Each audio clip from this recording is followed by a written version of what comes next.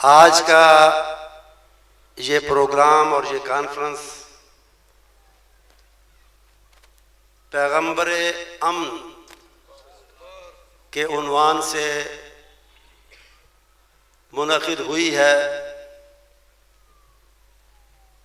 असल में तो ये सीरतुन नबी सल्लल्लाहु अलैहि वसल्लम और उसके मुतल्लिक़ात के बयान के लिए है और उसके लिए कोई भी उन्वान रखा जा सकता था, लेकिन जब अमन के हवाले से नबी मोहतरम सल्लल्लाहु अलैहि वसल्लम का जिक्र मुबारक किया जाए तो फिर मैं कम अज कम अपनी गुफ्तगू को आपकी बहुत सी सिफात में से एक इस सिफत के बारे में बात करने तक महदूद रखूंगा कि आपने अपनी मुबारक जिंदगी में अरब में बिलखुसूस और दुनिया में बिलमू क़याम अमन की, अमन व आशती की, सुलह की, लोगों को आपस में जोड़ने और करीब लाने के लिए क्या खिदमात अंजाम दी, क्या मिसालें कायम की।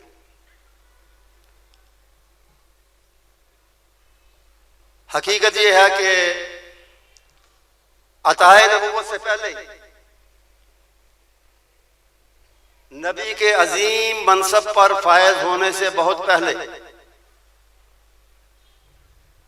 आपकी सुलह आशती के लिए, क़याम अमन के लिए, लोगों को तोड़ने की बजाय जोड़ने के लिए खिदमात तारीख का हिस्सा है। आपने आपके इब्तदाई वाक़यात में ये सुना होगा, पढ़ा होगा कि काबा मुकर्रमा की तामीर नौ की जरूरत पेश आई। जो भी जरूरी मुरम्मत या तामीर थी वो की गई और उसके बाद मरहला आया हजरे अस्वद को उसके मकाम पर रखने का, उसकी तनसीब का, उसको नस्ब करने का। अरबों की आदत, आपकी तशरीफ आवरी से पहले जो उनका चलन था, जो उनका तरीका था, जिस तरह उनकी जिंदगियां गुजर रही थी, वो जो हाली ने कहा कि यूं ही होती रहती थी तकरार उनमें, बात बात पे तकरार और बात बात पे तलवार, यूं ही चलती रहती थी तलवार उनमें। तो इस बात पे भी तलवारें नियाम से निकल आई।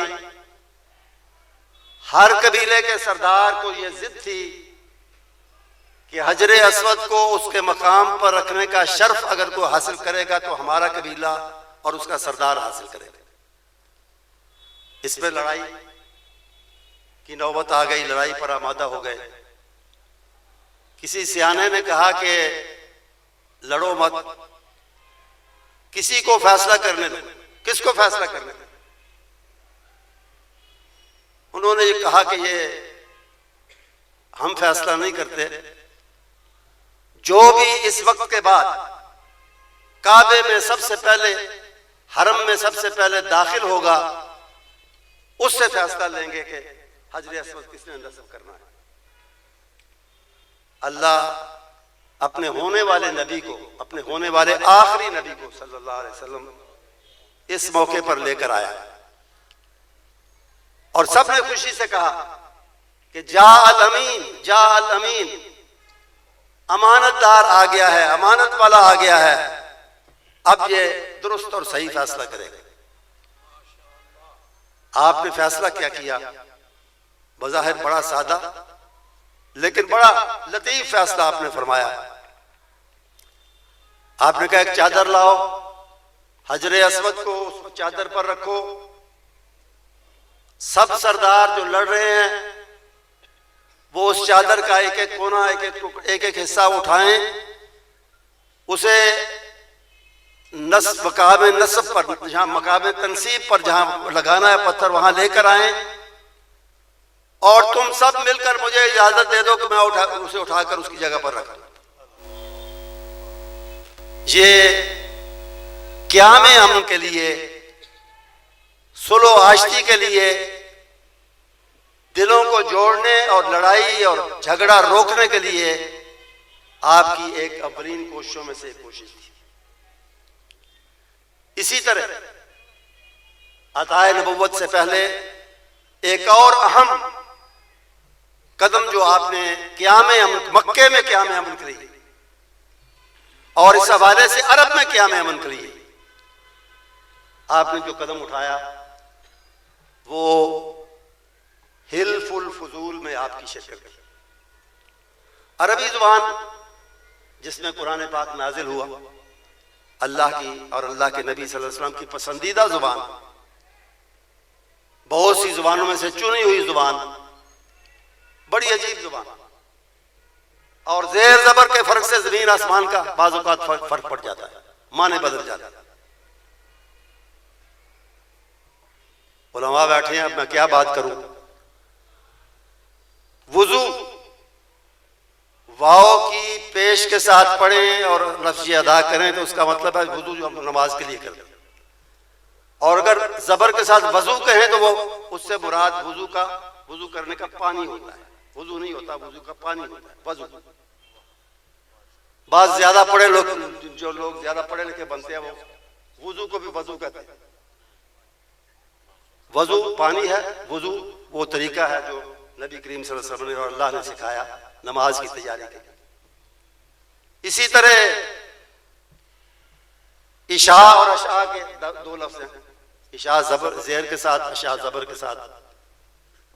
इशा रात की नमाज का वक्त है, रात की नमाज का नाम है, और अशा रात के खाने का नाम।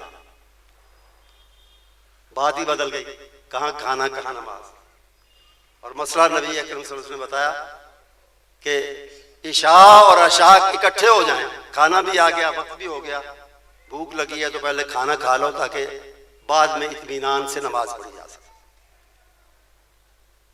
इसी तरह हिल्फ और हल्फ, ये दो लफ्ज हैं, करीबुल माना है, इनमें वो फर्क नहीं है जो इशा और अशा में या वजू और वजू में है, लेकिन फर्क है।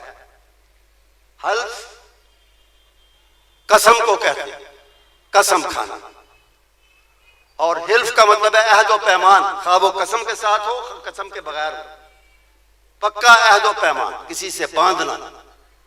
कसम खाना और बात है, अहद व पैमान करना और बात। अहद व पैमान में बाज़ औक़ात मैंने कहा कसम होती है, लेकिन वो उसका लाजमी हिस्सा नहीं।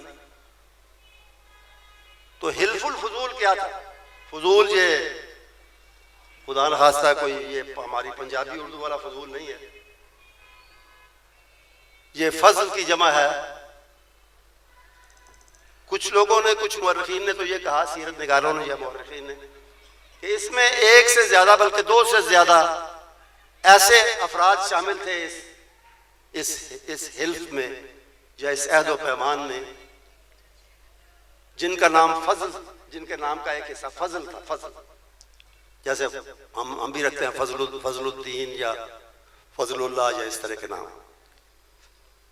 और बाज़ ने कहा कि नहीं, मतलब है कि शराफत, शरीफ लोग चूंकि इसका हिस्सा थे। और यह हिल्फ क्या था और किन के दरमियान था? मक्के में, जैसा कि आप पढ़ते सुनते रहते हैं, जाहिलियत के दौर में पूरे अरब की तरह बदअमनी का, लड़ाई झगड़े का, जुल्म का, ज्यादती का दौरा था। इसे ही दौर जाहिलियत कहते हैं। इन चीजों को जाहिलियत का शाखसाना कहते हैं। मजलूम पर जुल्म, परदेसी पर जुल्म, गरीब पर जुल्म, चीजें बाहर से आए हुए लोगों की हथिया लेना, छीन लेना, उनको तंग करना, उनसे ज्यादती करना, उनको मारना पीटना बिला वजह, जिसको चाहा कत्ल कर दिया, जिसको चाहा मार लिया, पीट लिया, जिसको चाहा उसका माल हथिया लिया, उसकी इज्जत लूट ली। जब ये चीजें हद से बढ़ गई तो उन्हीं में से कुछ निस्बतन शरीफ लोगों ने इसका एहसास किया कि इसका कुछ तदारुक होना चाहिए, इजाला होना चाहिए, ये सूरत अच्छी नहीं है, मुनासिब नहीं है। उन्होंने मिलकर ये अहद किया आपस में कि हम आइंदा इस तरह के नाजायज, बेबुनियाद, नारवा जुल्म को मिलकर रोकेंगे। और नबी अकरम सल्लल्लाहु अलैहि वसल्लम भी इस अहद व पैमान का एक हिस्सा था। और इसके बहुत बाद अताए नबुव्वत से बाद आपने ये फरमाया था एक मौके पर कि अगर आज भी मुझे उस हिल्फ की पासदारी के लिए कहा जाए तो मैं आज भी उसके लिए तैयार हूं। तो क़याम अमन के लिए पैगंबर अमन ने यह दूसरा बड़ा कदम उठाया, हिल्फुल फजूल में शिरकत, और कुछ अरसे तक कम अज कम इससे बड़ी हद तक मक्के में अमन व अमान और इंसाफ और मजलूम की हिमायत, ये चीजें लौट कर आ गई। फिर हिजरत के बाद आप एक ऐसी बस्ती में तशरीफ ले गए, यसरब, जिसका नाम मदीनतुन नबी रखा गया सल्लल्लाहु अलैहि वसल्लम। उसमें भी यही तरीके थे, अरब के बाकी मकामात और मक्के की तरह कि आए दिन के लड़ाई झगड़े, मामूली बात पे जंग शुरू हुई है, लड़ाई शुरू हुई है, वो 30-30 साल तक जारी रहती है, मुसलसल जारी रहती है, या वक्फे से होती रहती है, लेकिन बंद नहीं होती कई साल तक। और लोग एक दूसरे के खून के प्यासे और जानी दुश्मन, इन जानी दुश्मनों को, इन खून के प्यासों को आपने मिलाकर एक किया। औस और खजरज मदीना मुनव्वरा के दो मशहूर कबीले, आपस की लड़ाइयां तो थी विदिन कबीले के अंदर, लेकिन इन दो कबीलों की लड़ाइयां वो तो मारूफ थी पूरे अरब में कि इनके ये मिलकर खाते ही नहीं है, मिलकर बैठते ही नहीं, मिलकर चलते ही नहीं, और लड़ते रहते हैं आपस में, इख्तिलाफात इनके खत्म ही नहीं होते। उनको भी शीरो शकर किया, उनको भी आपस में मिलाया, और मक्के से जो लोग हिजरत करके मुहाजिर बन के तशरीफ लाए थे, मदीने में आए थे, उनको उनका भाई बनाया। ये उखुव्वत आपने यकीनन इसके बारे में सुना है, पढ़ा है। ये भाईचारा जो आपने, उखुव्वत जो आपने कायम की मदीना मुनव्वरा में, बेमिसाल किस्म की। और फिर आपने सुना उलमा से कि लोग नाम के भाई नहीं बने, दिल से एक दूसरे के भाई बने, और इस तरह बने कि अपने अम्वाल की, अपने बागात की, अपनी जमीनों की, अपने मकानात की, अपने भाइयों से बाकायदा तकसीम की। जिसके दो मकान है, एक मकान उसने रखा, दूसरा अपने भाई को दिया, मुहाजिर भाई को, जिससे उसका कोई नस्ली खूनी रिश्ता नहीं है, जो परदेसी है, लेकिन अल्लाह के लिए, अल्लाह के दीन के लिए सब कुछ छोड़ के आया है, उसको अपना भाई बनाया। तो अपने अम्वाल में, अपनी जायदाद में, अपने बागात में, अपने खजूरों और दूसरे फसलों में उसको शरीक किया। जिसकी दो बीवियां हैं, वो एक बीवी को तलाक देने और उसे दूसरे भाई के निकाह में देने के लिए तैयार हो गए। यहां तक मामलात हुए। और फिर आपने जब उनको इस भाईचारे की तरगीब दी तो आपने फरमाया था कि भाई अंसारियों, तुम इन मुहाजिरों को अपने अम्वाल में शरीक कर लो, उसका सिला तुम्हें यह मिलेगा कि कल इंशाअल्लाह जब अल्लाह ताला फतूहात के दरवाजे खोलेगा और गनीमतें हमें मिलेंगी, तो वो मैं तुम्हें दूंगा, इसके बदले में उनका मुत्तफका जवाब क्या था? तारीख हैरान है उनके अल्फाज पर, उनके जवाब पर। उन्होंने कहा कि नुशारिकुहुम फी अम्वालिना वला नुकासिमु माहुम गनाइम अल गनाइम। आज हम उनको अपने अम्वाल में शरीक करेंगे और कल गनाइम में से मामूली जरा सा, आप कहते हैं सारी गनीमतें तो तुम्हें मिलेगी, हम उनमें से कुछ भी नहीं लेंगे, वो भी इनको दे देंगे, वो भी इनको दे दी जाएगी, दे दी जाए, हमें कोई इतराज नहीं। ये जज्बा उखुव्वत का उन्हीं लोगों में जो आपस में दुश्मन थे, बैरी थे, हसद कीना जिनकी तबीयतें सानिया बन चुकी थी। और ये अल्लाह की कुदरत थी जो आपके जरिए दुनिया पर मुनकशिफ और जाहिर हुई। अल्लाह ने दुरुस्त फरमाया, व अल्लफ़ बैन कुलूबिहिम लौ अनफ़क़्त मा फ़िल अर्ज़ि मा अल्लफ़्त बैनहुम वलाकिन अल्लाह अल्लफ़ बैनहुम। अल्लाह ताला ने इनके दिलों को जोड़ दिया, अल्लाह ने जोड़ दिया। और आप अगर दुनिया का सारा माल और दौलत भी खर्च करते इन्हें मिलाने के लिए, इनके दिलों को जोड़ने के लिए, तो उसमें कामयाब नहीं हो सकते थे। अल्लाह की तौफीक आपके साथ थी कि अल्लाह ने इनको जोड़ा। लेकिन जरिया कौन बना? अल्लाह ने जोड़ा, बिलाशुबा अल्लाह ने जोड़ा। ये अल्लाह की कुदरत है, लेकिन उसका जरिया कौन बनाया? अल्लाह ने उसका जरिया किसको बनाया? पैगंबर अमन को बनाया, रसूल मुकर्रम सल्लल्लाहु अलैहि वसल्लम को बनाया। उसके बाद लड़ाइयां भी हुई, जिहाद भी हुए, लेकिन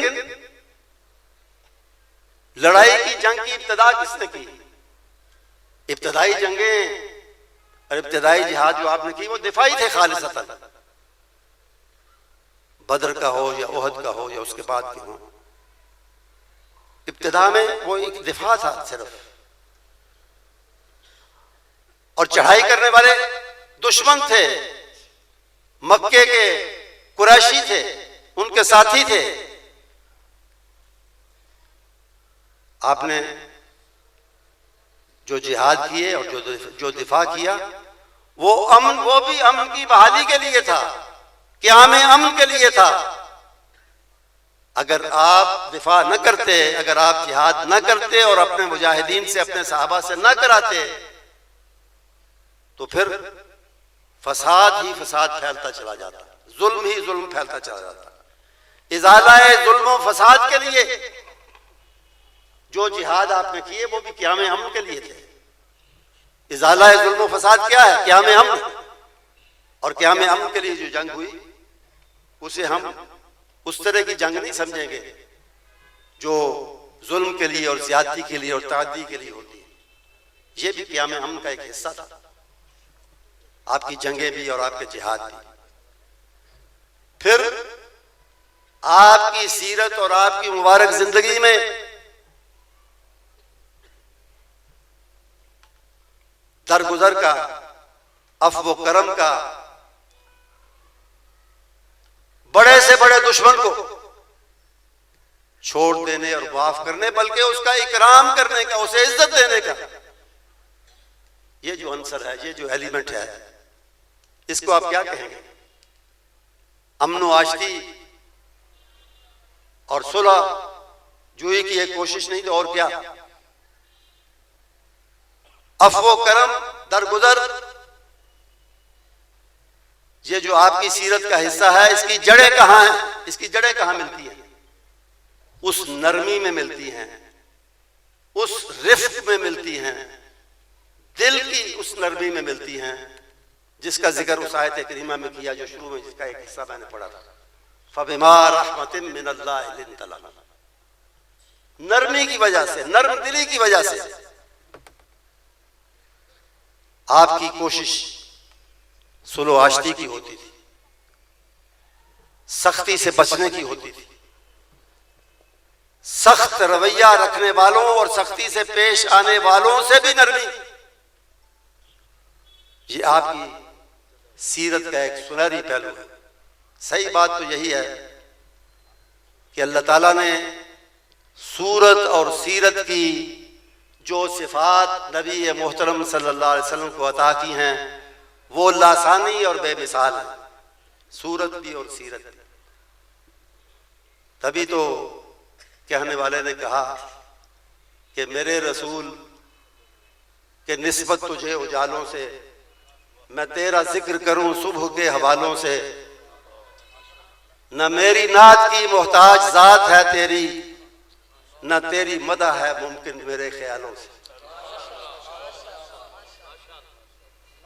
सूरत भी और सीरत भी कि तेरी सूरत से है आलम में बहारों को सबात,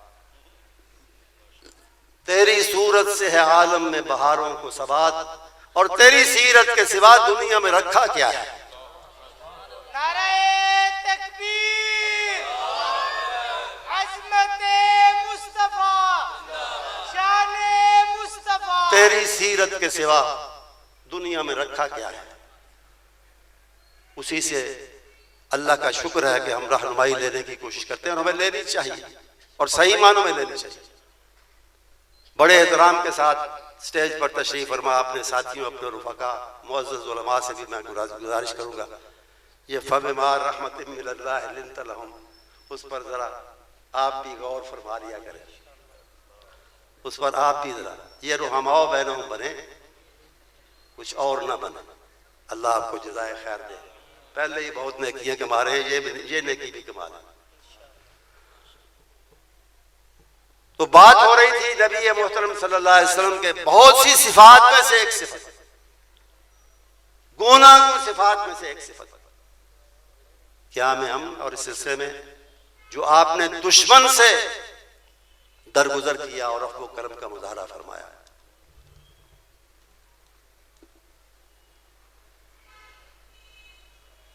वो कहना कि दुश्मनों को भी दुआओं से नवाजा तूने, दुश्मनों को भी दुआओं से नवाजा तूने, दोस्तों तक ही न महदूद रहा तेरा करम।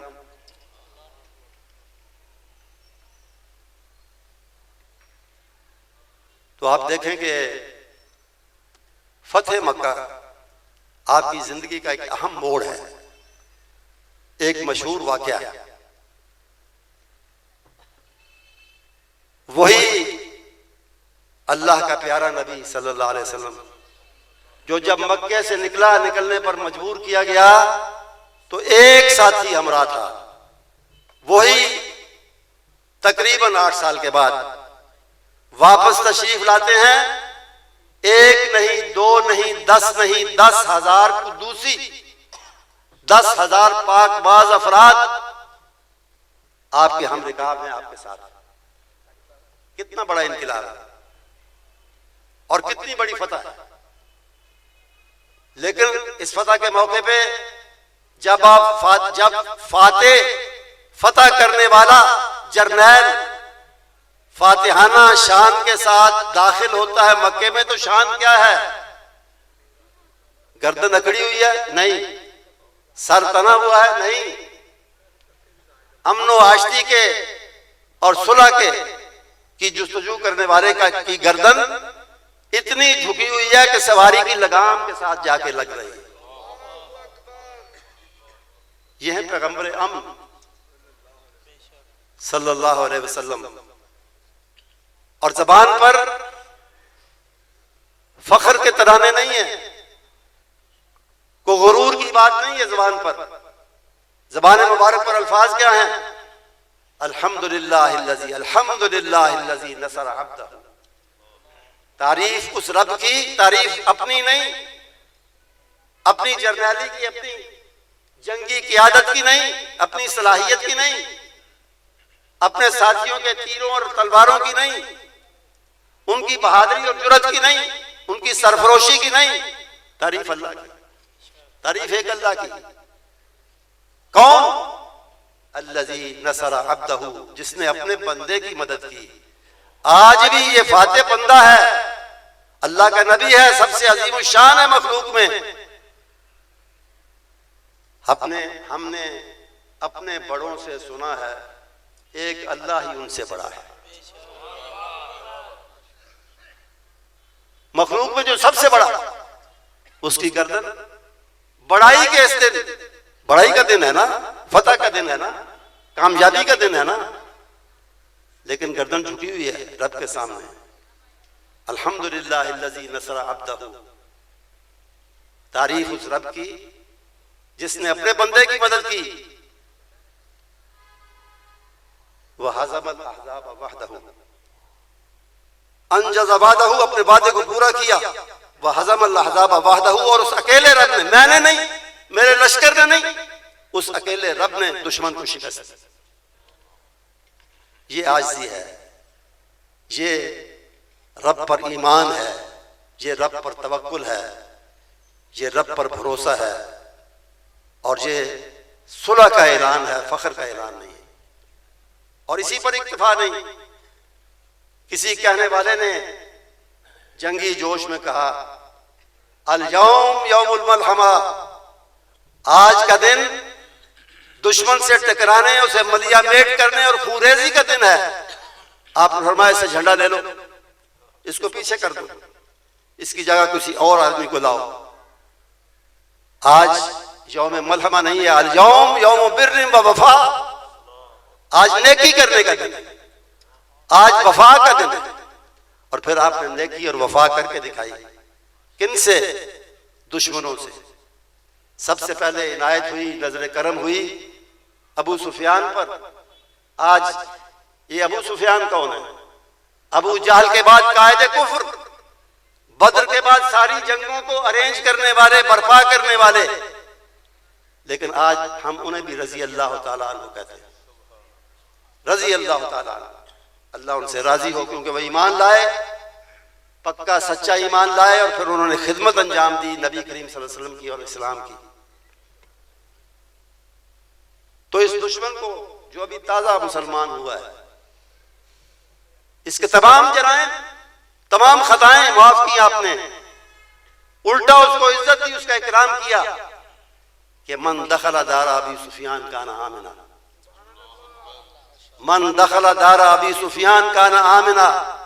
मेरा बड़े से बड़ा दुश्मन आज इस बड़े दुश्मन अबू सुफियान के घर में पनाह ले, उसे मुआफी मिल जाएगी, उसे अमन मिल जाएगा, उससे कोई मुआखजा नहीं होगा।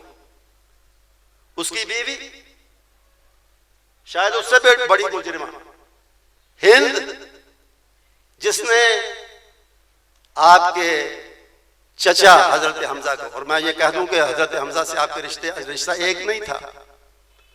एक तो आपके चचा थे, दूसरे आपके खालाजाद भाई भी थे।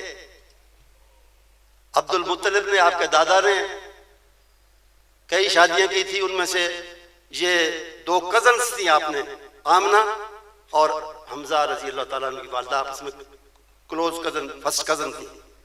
तो इस हवाले से आपके खालाजाद भी बनते थे। और उसके बाद उम्र में ज्यादा फर्क नहीं था, आपके दोस्त भी थे, और सबसे बढ़ के आपके जानिसार थे। इसलिए सैयद शुहदा हजरत हमजा रजी अल्लाह ताला अन्हु की शहादत आपके लिए बहुत बड़ा सदमा थी।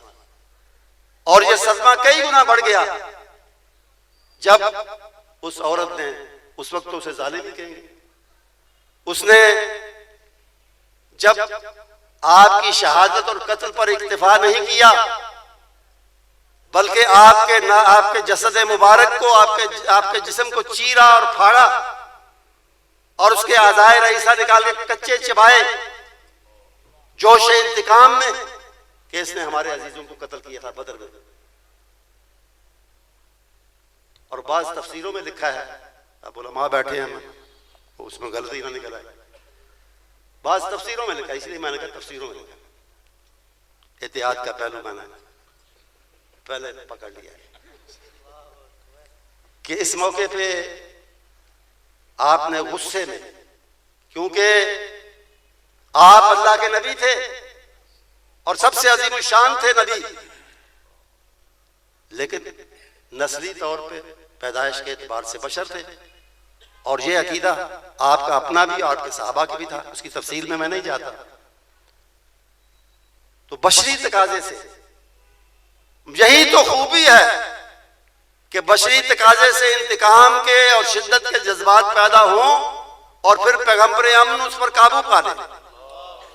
अजमत की बात तो यही है। तो आपने बशरी जज्बात में आकर, गुस्से में आकर मैदान जंग के अंदर फरमाया, जंग खत्म होने के बाद जब आपने सैयद शुहदा रजी अल्लाह ताला अन्हु की नाशे मुबारक को देखा, सदमा कई गुना बढ़ा, तो आपने फरमाया अल्लाह ने मौका दिया तो मैं कम अज कम 30 काफिरों से ये सलूक करूंगा जो आज उन्होंने मेरे चचा से किया है। बात हो गई। ऊपर से आयात आ गई, ऊपर से आयात आ गई, अल्लाह का हुक्म आ गया, वइन आक़बतुम फ़आक़िबू बिमिस्लि मा उक़िबतुम बिह। अगर इंतकाम लेना है उतना ही लो जितना तुम पर ज्यादती हुआ है। एक के मुकाबले में एक होता है, एक के मुकाबले में 30 नहीं होते। वलइन सबरतुम लहुव खैरुल लिस्साबिरीन, और अगर सब्र करो तो ये तो बहुत ही अच्छा है। और फिर चूंकि ए हबीब, ए पैगंबर अमन, आपको अखलाक आलिया के सबसे ऊपर के मकाम पर लेकर जाना है, इसलिए आपके लिए हुक्म यह है फस्बिर, आप सब्र ही करें। वमा सब्रुका इल्ला बिल्लाह, और यह सब्र अल्लाह की तौफीक से होगा। वला तहज़न अलैहिम वला तकु फी ज़ैक़िम मिम्मा यमकुरून। आपको सब्र की तलकीन की गई और आपने सब्र किया और वहीं ऐलान किया उस रिवायत के मुताबिक कि मैंने अभी कहा था 30 काफिरों से मैं सलूक करूंगा, मैं एक से भी नहीं करूंगा। उसी जज्बाती कैफियत में आपने ये ऐलान। तो मैं वापस आता हूं, इस हिंद ने भी जब माफी तलब की, जब इस्लाम कबूल करने का इरादा ही जाहिर किया, आपने इसका भी ये बहुत बड़ा जुर्म कभी वो माफ कर दिया, उसको भी माफी मिल गई। ये है पैगंबर अमन, ये हैं सुलो आश्ती के जुस्तजू करने वाले और उसका झंडा उठाने वाले, सही मानो। और एक तो नहीं कई मिसालें हैं। इकरमा बिन अबी जहल, अबू जहल का बेटा, उसने कहा सबको माफी मिल सकती है, मैं अबू जहल का बेटा, मुझे नहीं मिल सकती। अबू जहल ने जो शुरू से लेकर मरते दम तक, जहन्नम रसीद होने तक उसने जो मुखालफतें की हैं अल्लाह के नबी सल्लल्लाहु अलैहि वसल्लम और अल्लाह के दीन की, मुझे माफी नहीं मिली। वो भाग गया मक्के से।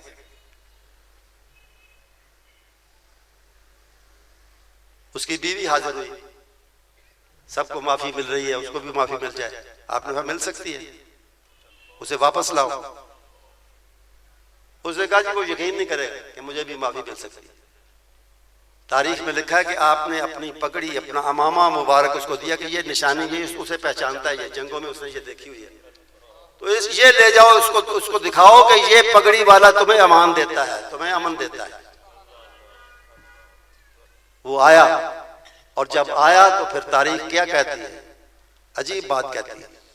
वो कहती है कि आपने मजलिस में आगे बढ़कर और उठकर उसका इस्तिकबाल किया, दुश्मन के दुश्मन बेटे का आगे बढ़कर। और अल्फाज क्या थे जुबान मुबारक पर, मरहबम बिर्राकिबिल मुहाजिर, मरहबम बिर्राकिबिल मुहाजिर।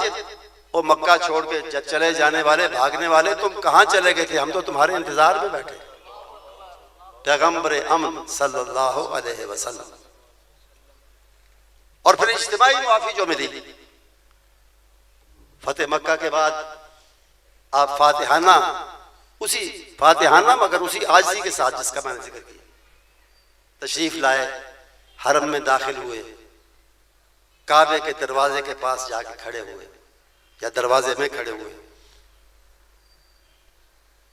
अब वो सब हाजिर हैं, मौजूद हैं। कौन? पत्थर फेंकने वाले, गालियां देने वाले, दुश्मनाम तराजी करने वाले, बोहतान बांधने वाले, जंगे मुसल्लत करने वाले, आपको, आपके दांत मुबारक को, आपके सर मुबारक को जख्मी करने वाले उहद में, आपके साथियों को, जानिसारों को शहीद करने वाले, सब मुजरिम सामने मौजूद हैं। आपने सिर्फ इतना पूछा, आज मुझसे कैसे सलूक की तवक्को है भाई तुम्हें, कैसे सलूक की तवक्को रखते हो, क्या कहते हो? उस वक्त उन्हें आपकी और आपके खानदान की शराफत उस वक्त याद आई, उस वक्त याद आई, और उन्होंने कहा अखुन करीम वब्न अखिन करीम, आप एक करीमाना अखलाक के खुद भी मालिक हैं और एक करम वाले करीम खानदान से आपका ताल्लुक। बस इतनी बात हुई, इतना सा तबादला अफकार, तबादला अल्फाज का हुआ, और आपने फरमाया इज़हबू फअंतुम तुलका, जाओ तुम सब आजाद हो, ला तसरीब अलैकुमुल यौम, तुम्हें तुम्हारे जराइम की सजा देना तो दूर की बात है, मैं तुम्हें याद भी नहीं दिलाना चाहता कि तुम मेरे साथ और मेरे साथियों के साथ क्या करते रहे। यह है पैगंबर अमन सल्लल्लाहु अलैहि वसल्लम। और फिर वो वाकया हुआ जो मैं समझता हूं कि सीरत नबी और रफ़्ओ दरगुजर के इस सिलसिले का एक जुअल है, यानी एक कीमती मोती है, चमकता हुआ आबदार मोती है, और मुझे बड़ा पसंद है, आपको भी पसंद आएगा इंशाअल्लाह। और मैं अक्सर इसका जिक्र करता हूं।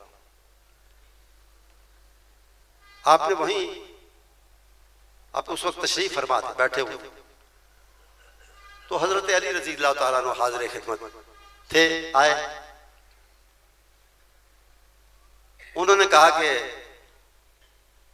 बात यह थी कि कुरैश के मुख्तलिफ खानदानों में काबे की मुख्तलिफ खिदमात को तकसीम किया गया था किसी वक्त में, और बनी हाशिम जो आपका खानदान है उसे सिकाया, यानी हाजियों को, उम्रा करने वालों को, ज़ायरीन को पानी पिलाने की खिदमत इस खानदान की, आपके खानदान के सोच हुई।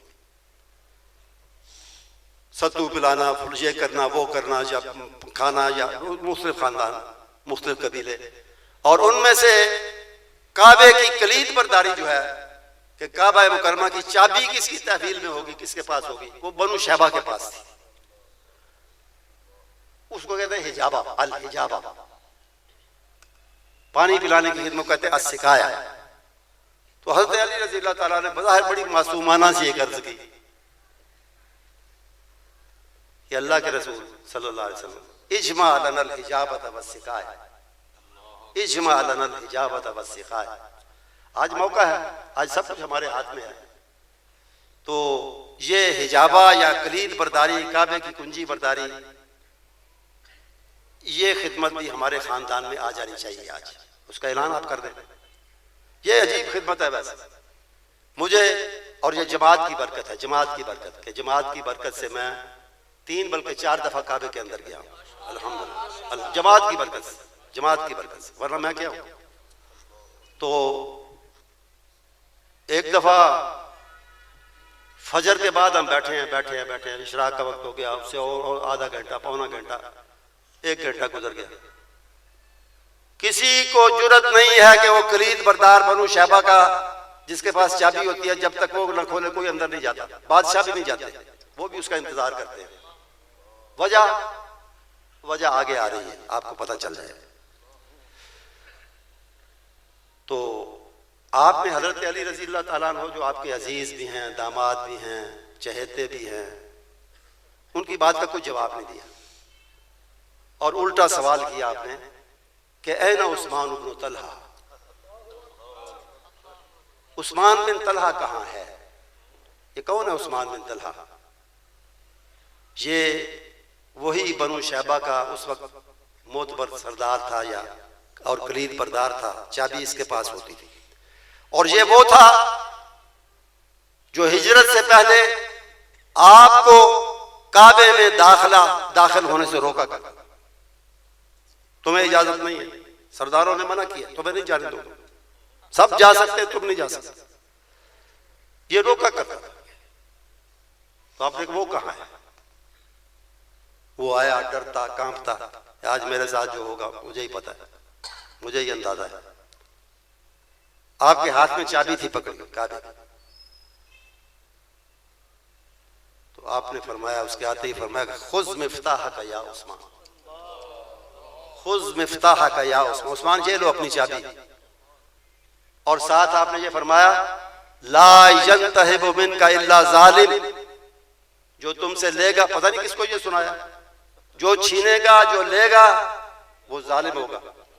इसीलिए डरते हैं बादशाह भी आज, इसीलिए डरते हैं, इन अल्फाज से डरते हैं कि नबी ने फरमाया था जो इनसे लेगा वो जालिम होगा, तो इनके पास रहने दो भाई, ये खोलेंगे तो हम जाएं। ये है पैगंबर अमन, जिन्होंने अशद से अशद दुश्मन को क़याम अमन के लिए, सुलहजुई के लिए, आशिकी के लिए, दिलों को जोड़ने के लिए मुआफ भी किया, उनका इकराम भी किया, उनको मकाम भी दिया। अल्लाह से दुआ है, अल्लाह ताला, सीरत के जलसे करना बड़ी अच्छी बात है, लेकिन अल्लाह हमें इनसे अपने लिए, अपनी अमली जिंदगी के लिए कोई सबक लेने सीखने की तौफीक अता फरमाए। व आखिर दावाना अल्हम्दुलिल्लाहि रब्बिल आलमीन। भाई